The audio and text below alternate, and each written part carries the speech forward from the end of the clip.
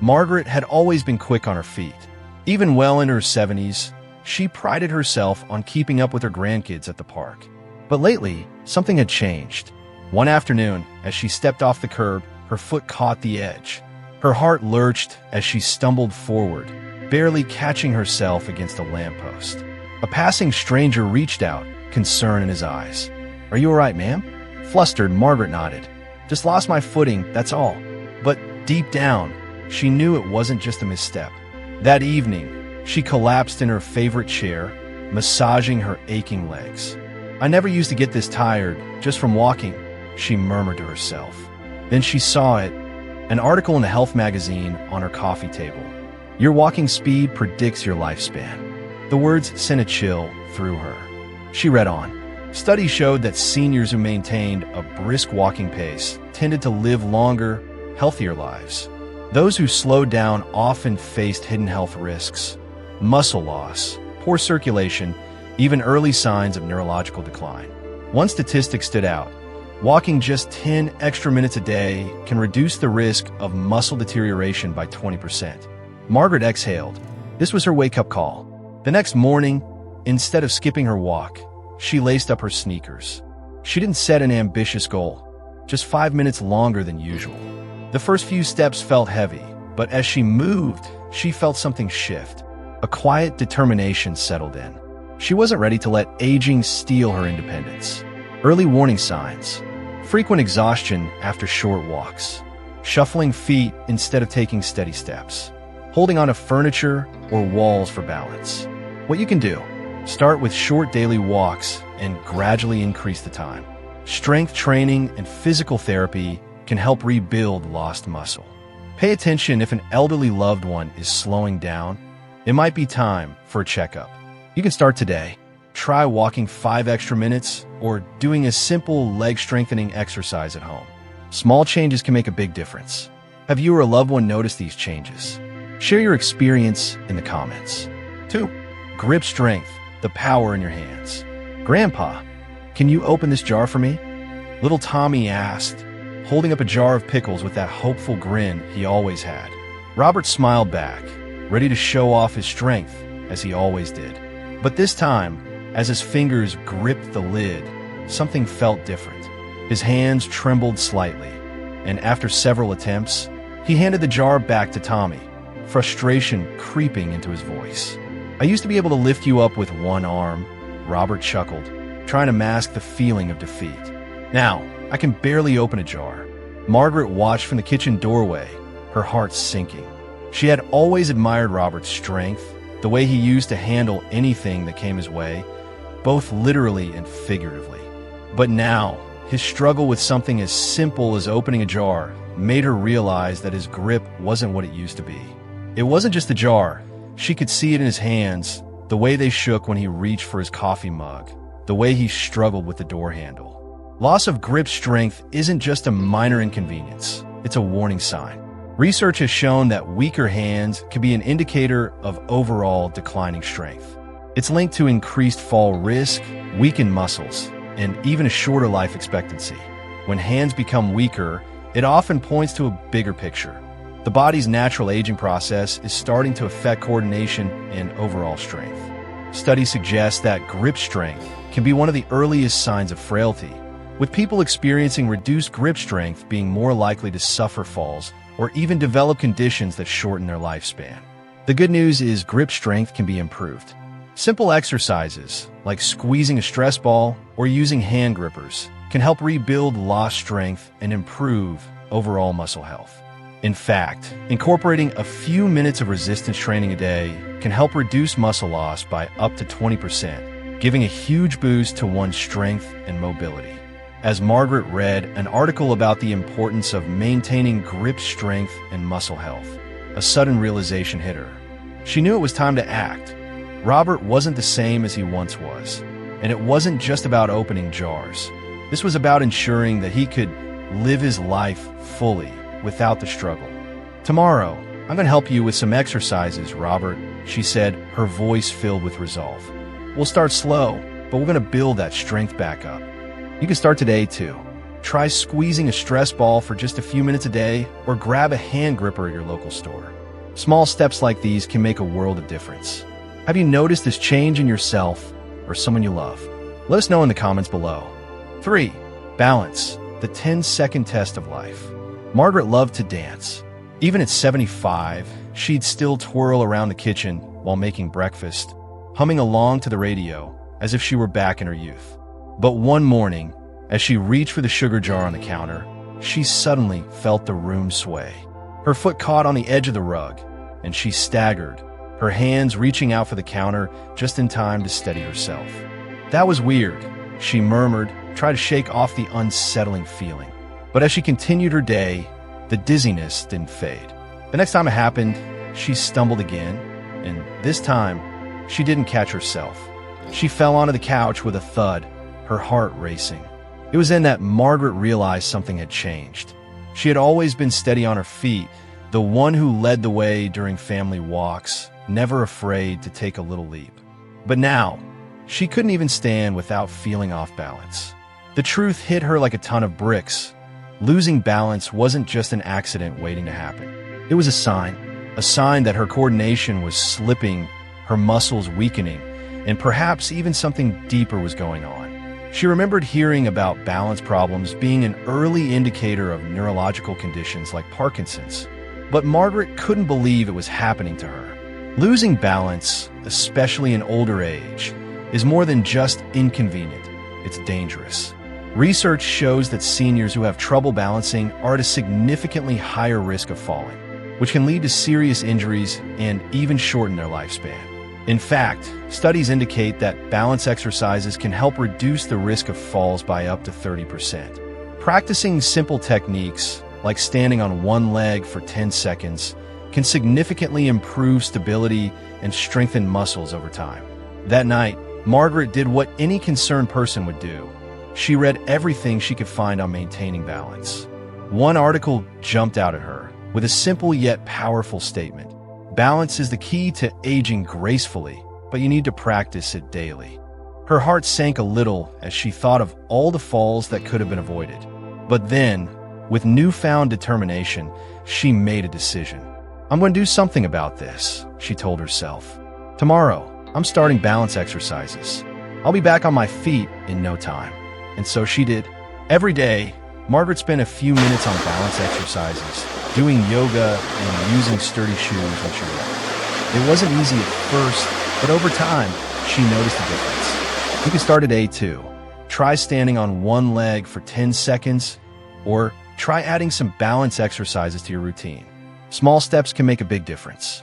Can you stand on one leg for 10 seconds? Try it now and share your experience in the comments below. 4. Sleep quality, the body's repair time. Bill had always been the kind of man who could fall asleep as soon as his head hit the pillow. For years, he'd be asleep within minutes, his deep, peaceful rest a hallmark of his nights. But now at 77, everything had changed. He tossed and turned, waking up multiple times during the night, only to lie awake staring at the ceiling. "I feel like I haven't slept at all," he said one morning, his eyes heavy with exhaustion. His daughter, Sarah, noticed the dark circles under his eyes and the way he seemed slower in his movements. This wasn't the energetic man she remembered. "Are you sure you're getting enough rest, Dad?" Sarah asked, concern creeping into her voice. Bill shrugged, trying to brush it off. "I get 7 hours a night, but it doesn't feel like enough. I just can't sleep through the night anymore." Sleep wasn't just something Bill took for granted anymore. It was becoming a problem. And it wasn't just a minor inconvenience. Research has shown that poor sleep can lead to a number of serious health problems, like memory loss, heart disease, and a shorter life expectancy.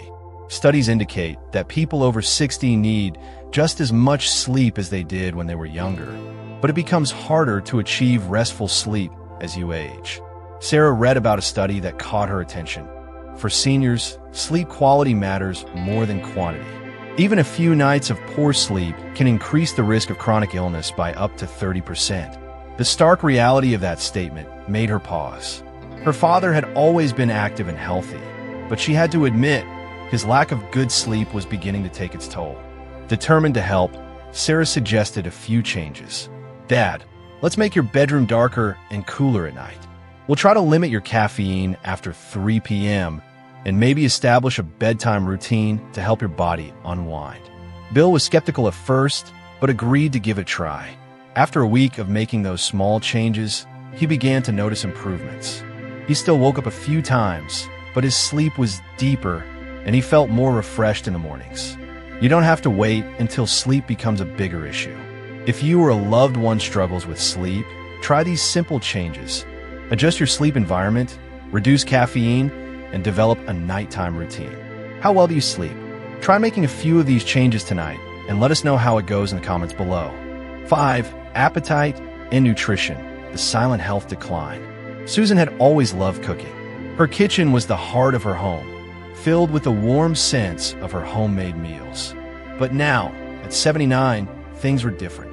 Her fridge, once brimming with leftovers and fresh produce, was barely half full. Most nights, Susan would sit at the table, her plate barely touched. "I'm just not hungry," she told her daughter, Emma, one evening as they sat together. The concern in Emma's eyes deepened as she watched her mother push around the food on her plate, hardly eating a bite. Susan had always been a hearty eater, enjoying her favorite dishes: roast chicken, mashed potatoes, and homemade apple pie. But now, nothing seemed to tempt her. Emma noticed that her mother had been losing weight, though she hadn't changed her routine. At first, it seemed like a minor issue, but it wasn't long before Emma realized that this wasn't just a normal aging concern. Loss of appetite in older adults is often a red flag, signaling something more serious. It could be a sign of depression, digestive issues, or even early stages of dementia.